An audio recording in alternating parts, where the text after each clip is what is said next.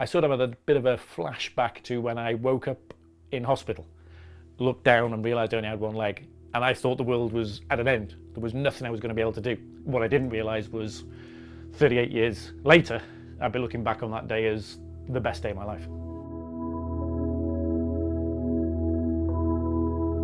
I have to actually take you back to 1982. I was 10 years old, leaving junior school. I'd just passed my cycling proficiency. I was riding home with the certificate in hand. A car came the other way, didn't see me. I ended up getting hit by this car. Me and my bike ended up 20 foot over the wall. The ambulance picked me up, rushed me into hospital. Now at the time, when you wake up and you look down and you see you've just got one leg, you think it's the end of the world. You're never going to be able to do anything. Back in 1982, there wasn't a great deal of support from hospitals and support functions at that time. When I was in hospital, the local swim coach was also in hospital, and he helped me learn to swim in the hydrotherapy pool as part of rehabilitation. He gave me a free year of swimming lessons in Rill Club, and I quite quickly got the hang of swimming and became quite quick. And started medaling and winning some of the races against able-bodied. He wrote to the BSAD, the British Sports Association for the Disabled, to say, okay, what's the qualifying times for the British Championships? And disappointingly, when we saw the times, they were miles quicker than where I was.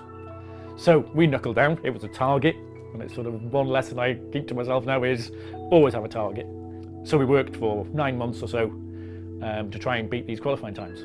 And eventually we beat the qualifying times for the butterfly and the breaststroke at the time. And so Mick then wrote back to the BSAD to say, Mark's now beaten the qualifying times, how do we get him into the championships? And they wrote back saying, Mick, there's obviously some kind of misunderstanding here. There isn't a qualifying time for the British Championships. What we sent you was the British records. So I'd beaten the British records that morning in training, and then that got me straight into Team GB and right across Europe swimming, which was a fantastic rehabilitation for myself. I went to the Paralympics in '88, and then I went to the World Championships in Miami in '89. Came back with 3 golds from there.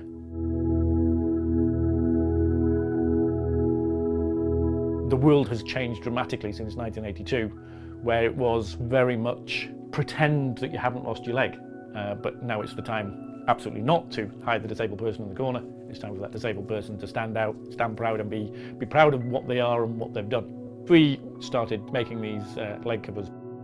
Its main purpose was to do good, but to try and get acceptance for amputees, to give them something to stand out, stand proud, like our logo says.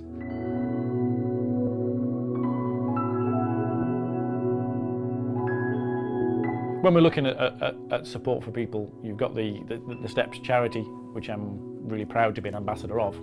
There is support now, which is great to start understanding how other people are coping and how other people are doing things. I still think there's a long way to go.